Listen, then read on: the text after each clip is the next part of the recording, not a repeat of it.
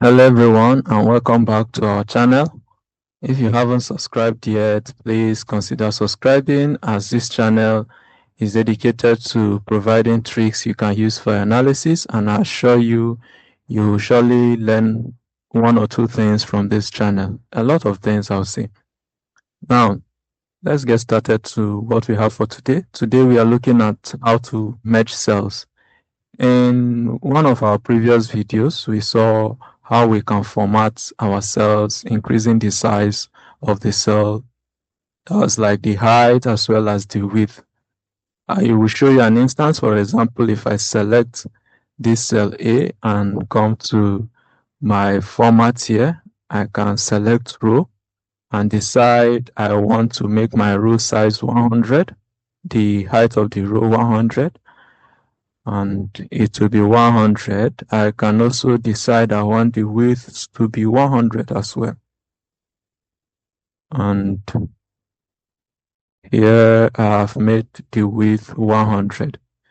Now, the problem with this is that the fact that I'm trying to make one of my cells large, I have ended up disorganizing a lot.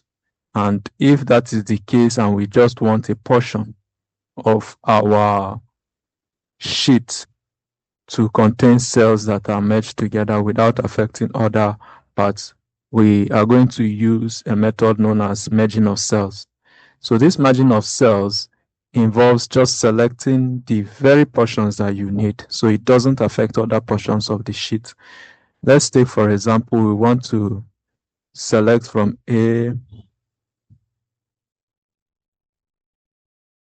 down to this H11.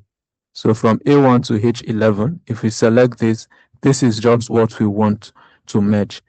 The simple trick that we use is just to come under our alignment, that's click on home, okay, and then come under alignment. So let me click on home here, then come under alignment. You see this merge and center, and you click on it. So you can see it only affected this portion. It is only this portion that we changed the size of its cells, but these other sides are still the way they should be. So we can select other options from here. Options like merge across, that's if what we want to merge is across, we just have it across instead of everything.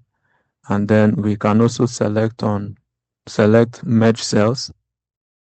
That's the one we did initially.